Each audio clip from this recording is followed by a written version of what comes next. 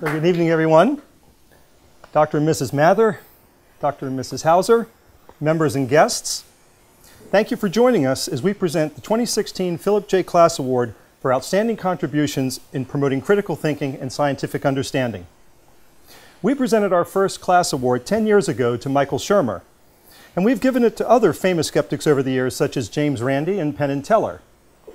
But we're also looking for unsung heroes. Now, you might wonder how someone who won a Nobel Prize could be unsung. Well, sure, maybe unsung isn't the right word in this case, but our song for Dr. John Mather maybe has a different tune than those of Nobel and the others. Yes, we're honoring his scientific achievements, but we're also honoring the fact that he takes the time and energy to tell the public, school groups especially, what he and the rest of the Cosmic Background Explorer team were able to discover, how they did it, and what they're going to do next. Dr. Mather will tell us about this tonight. Before I present the award to Dr. Mather, I want to talk a little bit about Philip Klass. Now, I never met him, but many of my fellow board members did. Mr. Klass was one of our founders back when NCAS was started in 1987. And for years after that, he was a mentor to NCAS. He had a career as an award-winning aerospace journalist for Aviation Week and Space Technology magazine. But he was also a leading skeptical investigator of UFO reports and of claims that the US government was covering up the truth about UFOs. His books and articles about UFOs were an important rational response to the sensational, misleading claims being made in the news media and elsewhere. Even now, more than a decade after his death, Mr. Klass's books and articles on UFOs are still frequently cited in popular and professional literature. For his role in founding NCAS and for his contributions to critical thinking and scientific understanding, this award is dedicated to him. Dr. Mather. Thank you. Okay. In recognition of your tireless efforts to educate the public about how a momentous scientific discovery was made and what you and your colleagues have been doing to scientifically push the boundaries between the known and the unknown, the National Capital Area Skeptics present you with the 2016 Philip J. Klass Award. Wow, it's beautiful. Thank you, JD. It has a certain resemblance to a flying saucer in glass. Yes. And it's beautiful as well. So before I get into my talk, I just wanted to say thank you. It's a great honor for me to receive the award. I'm thinking Mr. Klass was certainly a pioneer in establishing organizations that can carry on for a long time. And Ben Franklin was one of my heroes, and he did the same. So I think being able to create an organization that runs and does something important, fills a need, is now a tradition which we can carry on and uphold. And it's sort of a reminder that nobody ever does anything really alone. Einstein did not work alone. He was in the patent office receiving patent applications about synchronizing clocks at a time when he decided he'd think about it too. So it worked for him. So when I got my Nobel Prize share, I'm very, very aware that I did that with many people. There's the book that I have that I can offer for you includes at the end a list of 1,500 people who worked on that one project. And that's one of our smaller NASA projects. So when we say, well, we got an award, it means we got an award. And I've always felt that way. So the prize money I did not keep. We gave it away, as you wrote up in the little brochure there. So anyway, thank you very much. About skeptics, I'm remembering I had a girlfriend a long time ago who said, as she was reading something in the tabloid in the supermarket, they couldn't print it if it wasn't true. So anyway, we try to tell you the truth, but we can't always tell what it is. So anyway, I especially also wanted to thank Mike as my mentor, as was mentioned earlier in the introductions. Mike recruited me to come to Goddard Space Flight Center in Greenbelt, Maryland, and I came, and we've had a good time. And Mike said, do this, and I said, I don't know how. We'll do it anyway. So we figured that out. Of course, nobody knew how. We were starting something no one had ever tried before. It took a lot of us to figure out how. And so the point of view that we could figure it out was like the most important thing. There's a lovely book of history called Sapiens, and one of the chapters is called The Discovery of Ignorance. It's a lovely book, I recommend it, and the point of the chapter is when people finally realized that there was something to figure out, that you could actually learn something you would care about, that you could keep, would last forever after you learned about it, then people got systematic about looking.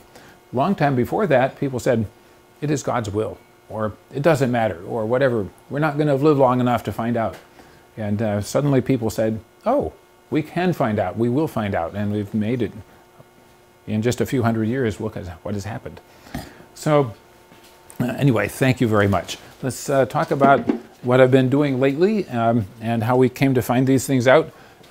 So this is going to be a very short version of the talk about the history of the universe and what we're doing to find out about it. This is a picture of the telescope we are currently building at NASA these days. It's called the James Webb Space Telescope. James Webb was the man who went to John Kennedy and said, this is what it takes to go to the moon. And within 7 years of that announcement, we actually landed. It's pretty stunning what he was able to accomplish. So we named a telescope after him.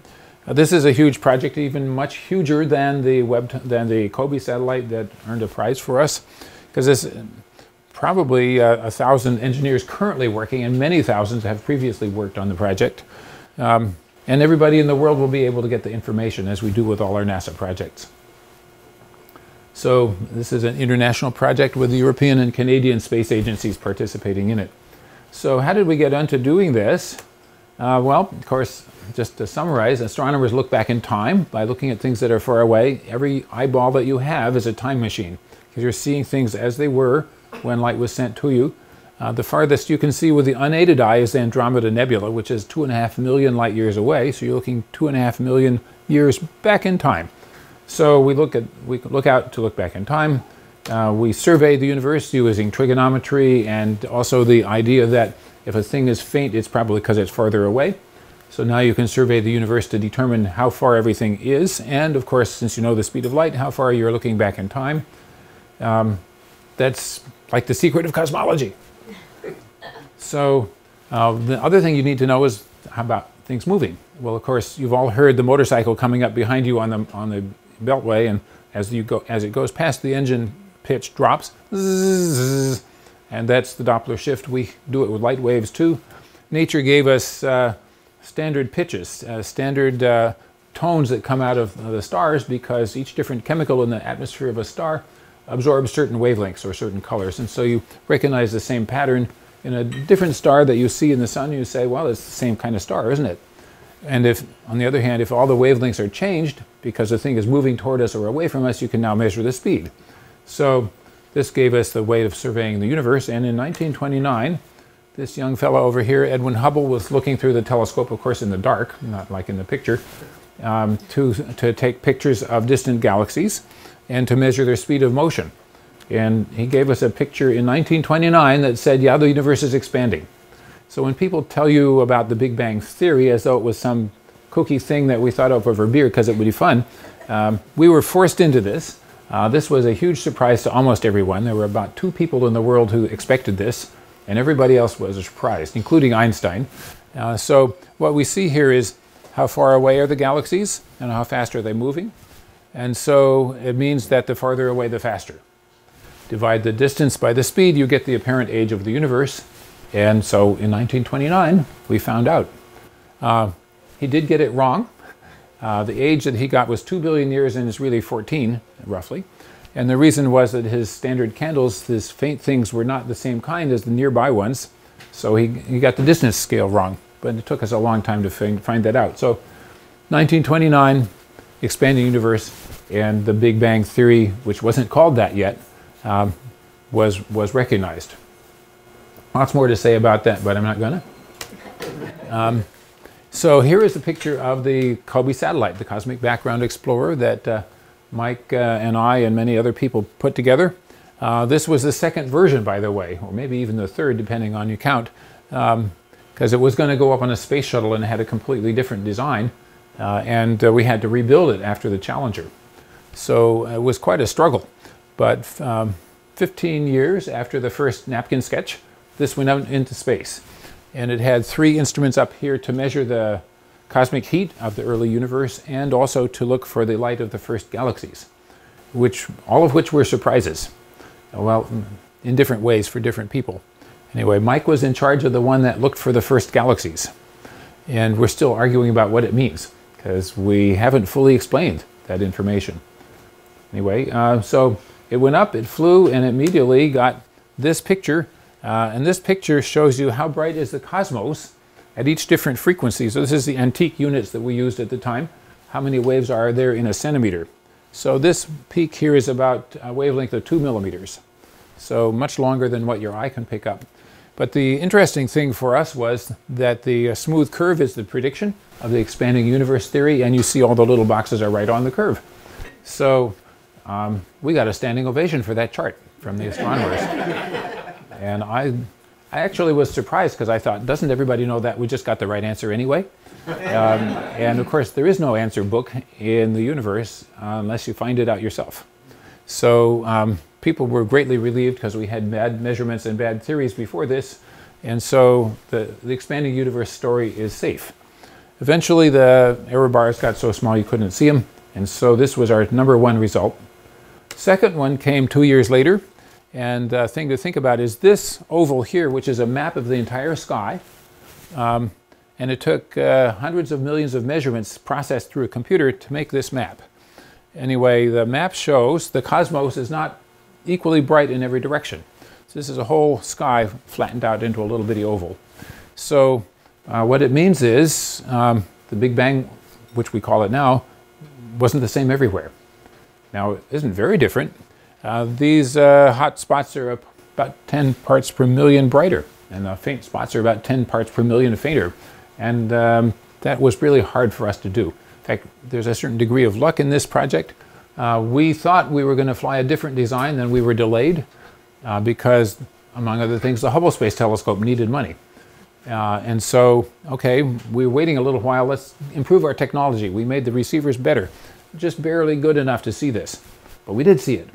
So the combination of these 2 things were what sent us off to Stockholm, and the COBE science team went with us, along with a handful of the engineers, although there are many, many more engineers than scientists that worked on this project. So I hope you'll excuse me not drawing a picture of the Big Bang. If anybody does draw you one, you know that it's wrong, because you cannot stand outside the universe looking at the universe. And almost everybody that calls it the Big Bang in the general public has been misled by what it means, because people hear Big Bang, they think little bang like a firecracker that happens at a small spot in a place and a time. And what we actually mean is an infinite universe expanding into itself. And that's really different. It's not a bigger version of a little bang, it's totally different. So we have confused almost everybody because of the name, which we owe to Fred Hoyle, who hated the whole idea anyway. So he did. He never was convinced, and even at the end of his life, he was still never convinced that this was the right story. He had an even stranger story, which was called the steady state theory. Anyway, so you could say, well, my universe is not expanding. How come Earth is not expanding? So the story that we have is gravity reaches across space and time over enough time, it can stop the expansion of the material and pull it back in and make it into galaxies and stars and planets eventually. So after that gets going, then you have the universe that we have today. So a big question that is left is how do you go from the expanding material to the collapsed material with stars and galaxies? And of course, we got better ideas than we used to have. So one of the ways we make progress is we take pictures with the Hubble Space Telescope. This is called the Ultra Deep Field, and it's a place where we decided to point the telescope for weeks at a time. And when there was hardly anything that was known in advance was there. There's one star over there, and a certain number of galaxies were known to be there, but not many. So the big surprise was that there were thousands and thousands of galaxies in this one little spot in the sky, and that they formed much earlier than people had anticipated. So the red ones, the little red ones, those are the ones that are redder because of the expanding universe. And they've apparently formed early and quickly. And some of them, very early ones, still look a lot like modern galaxies. How did this all happen? So we got a big shock out of this. Hubble showed us plenty of other stories, but I don't have time to tell you them all. This is where we would live if we were another galaxy. As you know, the solar system is a minor player in a very big galaxy. And if we were in our own galaxy, we'd be here on the edge somewhere. So probably that's good, because violent things happen in the middle. There's a black hole in the middle of our galaxy. Nasty things happen. All kinds of explosive events occur. So it's possible that we couldn't exist if the solar system were in the middle. We don't know that. We've got to find out. So lots of things you could imagine. Here is a beautiful other picture from the Hubble. It shows a star that blew up. It's part of our own history also in a curious way, because stars like this blew up and liberated the chemical elements that you see in this room. Every single atom in this room was in a star. When you're looking in the mirror in the morning, you're looking at star stuff that has been maybe millions of light years out into the space and fallen back in because of the gravity, been recycled. So we're pretty recycled, and it's cool. This happened in AD 1054, and we know when it happened because the Chinese astronomers wrote it down, and we have records. So we know when it was. And it's still expanding. If you wait a few years and take another picture with a Hubble, the little pieces have moved a little bit. So the whole story hangs together. So this is part of how we are here, is things like that happen. I'm not going to be able to say much about how we learn more, but here is a new telescope that's being started up, is actually working already in South America. Electronic one with millimeter waves. Here's a picture they took of a new solar system being born. So what you're seeing here is dust grains orbiting around a new star. And so you can even see that there are rings here. The rings are probably because there's a new planet being born in each of these dark zones, soaking up the dust grains and turning them into planets. So this might be, we don't know for sure, but this is the first picture we ever got like this, and it's only like a year or two old. So electronics is cool. And by the way, this is really complicated observatory. Makes ours look simple by comparison. But they can work on theirs on the ground. So another thing that sort of lovely story to tell you about is called adaptive optics. Back in the 50s, it was realized that if you could compensate for the shimmering atmosphere of the Earth, you could get sharper pictures. And as it stood in those days, a telescope this big would get just as sharp a picture as the Palomar Observatory. But somebody said, well, I know how to figure that out. And so while I was a graduate student, this was invented. It's called adaptive optics. And it was immediately classified because it was of great military importance. So about 30 years later, it was reinvented, and now all large telescopes have it. So now we can get a really much sharper image, much better than you can get with a small telescope, and it's fabulous. This picture on the right hand shows you that if you go to your eye doctor, they use something very similar in idea to look at the inside of your eye. Because when they look at your inside of your eye, they have to look through your own eyeball, and it's not an imperfect lens also. It's like not that different from having to look through shimmering atmosphere. So they've got a computer, and they've got an adaptive mirror, and they've got all this stuff. And if you're really determined about it, they will fix your eye. You get laser surgery, you get 20/10 vision based on the mathematics that were invented to do astronomy. Millions of people have had it. John, what's the reference to football there? Oh, if you're a soccer star, football star, you need this. 20/10 vision is very valuable to you. And I have a friend in NASA Ames, and he said his friends that play football, they've all had it. If you're a pro football player, you've got to do this. Who knew? So these technologies are being applied to even bigger telescopes. When I was a youngster, the 200-inch telescope, Mount Palomar, was the biggest we would ever have. Now we have things enormously larger. The European one that's shown here is already started. They're blowing off the top of the mountain here. This will be almost 40 meters across, almost the width of a football field. So if you can imagine that, of course, you cannot get a piece of glass that big. You're going to have to do thousands of little pieces and drag them all up the mountain separately. In fact, this one uses 8-meter pieces of glass, and that's the largest you can possibly transport. The trucks and the roads and the bridges and so forth, you just cannot build bigger pieces of glass and drag them up the mountain. So these are coming, and miracles will happen within another decade. These will all be running.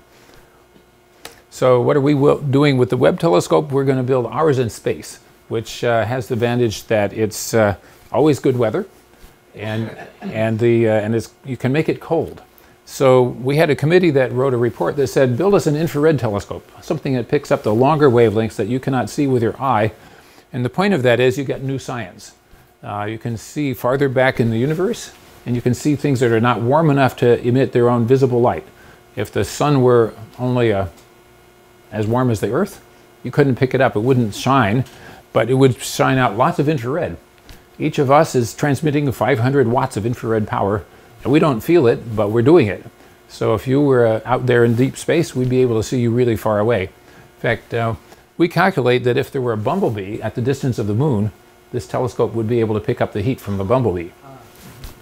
So it's pretty startling. When I heard that number, I said, I got to check that. But as far as I can tell, it's right. So not easy to do, but we could do it. So anyway, the telescope is enormous. It is an international project. It is an origami telescope because the telescope is much bigger than will fit into the rocket without folding up. I've got a scary movie to show you. Well, how big is it? It's 6.5 meters, which is about 21 feet across the mirror. So it's like the size of this dining room is the mirror. And these days we've gotten used to big things, but that's big for telescopes. And so we've got 2.5 years to get it ready to launch. It's going up in October 2018. So there it is in our clean room at Goddard as of a week ago. We took all the dust covers off. So this is the first time anybody ever saw this telescope all together. And so it's gold in color because that's the best reflector for infrared light. And so the light from the sky would bounce off this up onto a little mirror up there and bounce into this snout, which goes back to the electronics and the cameras and so forth back in there. So there it is. That's our new child. How far across is that? This is 21 feet, 6.5 meters.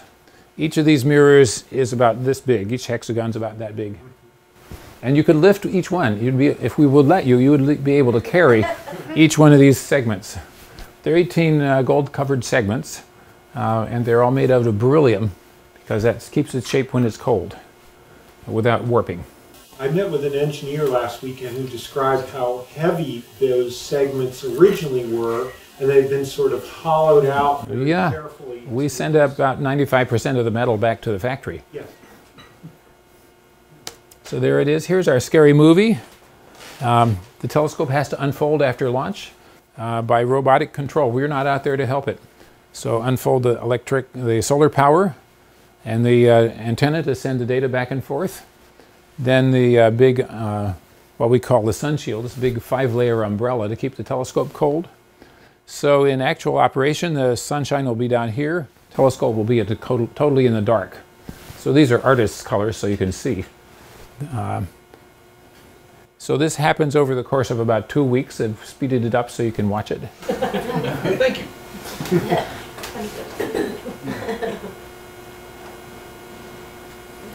Does it happen solely because it's delicate? It happens, yeah, we have to be as careful as we can be to make sure that if anything isn't perfect, we get a chance to try it again. So how are you going to do something this big and complicated when you can't go there to help it? So number one, you have 2 of everything if you possibly can. So every motor has 2 sets of electrical windings. Number 2, you test and test and test because there's no substitute for that. And number 3, you get all the grouchiest people you can find to help you figure out if you made a mistake. Because if they tell you before you make a mistake, you're sure ahead of the game. So we call these review panels. And people don't much like them, but we have to love them anyway. So, Serious skeptics. yes, these are skeptics. These are real skeptics. They said, I did it that way before and it didn't work. Yes. So these are the people who represent the accumulated learning of all of humanity. And say, well... Why did you use that octagonal shape for the... Oh, this is, it's actually hexagons. Okay. And hexagons are the closest to circular that you can get that will still fill up a surface. So if you want to fill up a whole flat surface with regular figures. It's either triangles, squares, or hexagons. So these are the best ones out of the three choices. Is it fair to say that the science has outstripped our launch vehicles? I mean, ideally you would have a much larger launch vehicle that you didn't have to unfold this thing. Well, there's no way this could fit in any of the launch vehicles that anybody's talking about, Yes. because of this sun shield. This sun shield is as big as a tennis court. Just imagine Roger Federer running back and forth on half of it. So it's enormous, and there's no way you can do it without this fancy folding. But yes, for our next act, maybe we'll get a bigger rocket, and that would help. This is a place where stars are being born. It's one of our most beautiful NASA pictures. And if you could take a picture with the infrared, you would be able to see inside the cloud, see where stars are being born today. So this one wasn't there on the picture I just showed you. So the dust clouds are the reasons why stars are being born, but they also prevent us from seeing inside. So the infrared light is longer wavelengths, and it'll go around the dust grains and we can see inside. So it opens up a whole new territory for understanding the formation of stars like the sun. One thing we certainly hope to do is some of these. You know, the Kepler mission has found thousands of cases where a planet goes in front of a star, and the star blinks for a little while, and we say, well, something happened. If it does it again a few months later, you say, oh, maybe it went around the star. If it does it 3 or 4 times in a row, the same time, you say, now I know for sure it went around the star, and I can even calculate how warm it must be, because I know something about the star. So from that, you can begin to learn, are those planets like Earth? So the curious result, which wasn't easy to come by, is that planets like Earth are the most common size. They're not easy to find, because the little blink that they make is really tiny. But they're common, and many of them are at the right distance from their star to be supportive of life. So now wouldn't it be cool to get to the next step and say, well, how much like Earth could they be? So we think with our new telescope, we'll be able to tell through this method whether a planet has enough water to have an ocean. And this is not the end of the story, but this is the next step we can take. So what's next after that? A bigger one. So we're able to draw it. It's easier to draw it than to build it.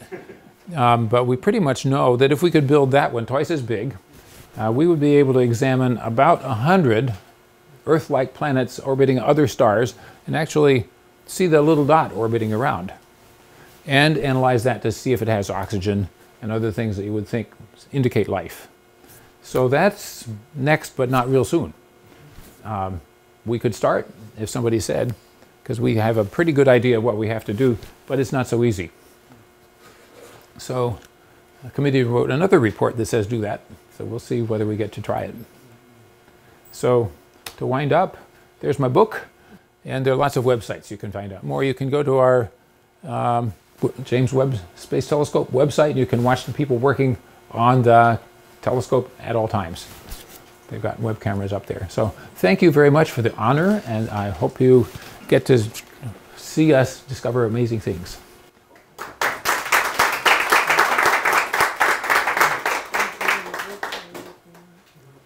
So do you want to do any questions for a few minutes? You and your colleagues, you know, went from the unknown to the known. You pushed the boundaries in a way that worked. And there's other well-meaning people, some of them highly trained, very smart people, who tried to do the same thing but failed. You got the Nobel, they didn't. Not necessarily talking about looking at the Big Bang, but you brought up gravitational waves. Joe Weber, he tried to do it, and he thought he found it, and then he had trouble getting others to replicate it. Others couldn't replicate it, and he kind of held to that for a while. But then he accepted that he didn't, or I don't know how we really felt, but there's a lovely book that's just come out called The Black Hole Blues by Janna Levin, and it tells the story of the actual discovery of gravitational waves, and includes a lot about Joe Weber. So you can see a lot of the story there. It's a very human story, and it's more about personality in that case than it is about the technology. Joe was a very determined kind of guy, and he had some brilliant ideas, and he was the one that got the subject of gravitational waves rolling. but nevertheless, he didn't actually find them, even though he believed he did. Apparently, the people who've done the work now, that's almost certainly going to get a Nobel Prize. They've paid homage to him. They recognize what he did. Yes. Yeah. So anyway, it's a great little book. You can get everything you want to know about the amazing people, including one who was on our COBE science team, who was also one of the founders of the LIGO team that discovered the gravitational waves. Okay. Ray Weiss was the chair of our science working group. Yes.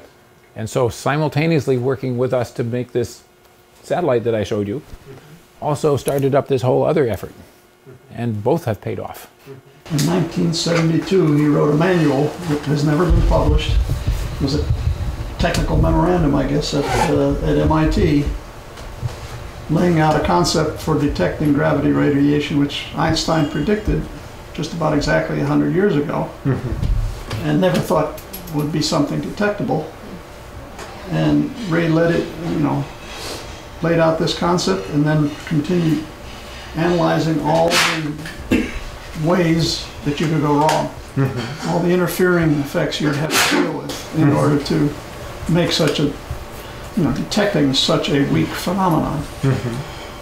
And then what you could do about each one and building an apparatus to attempt it. And that's been the Bible for that enterprise.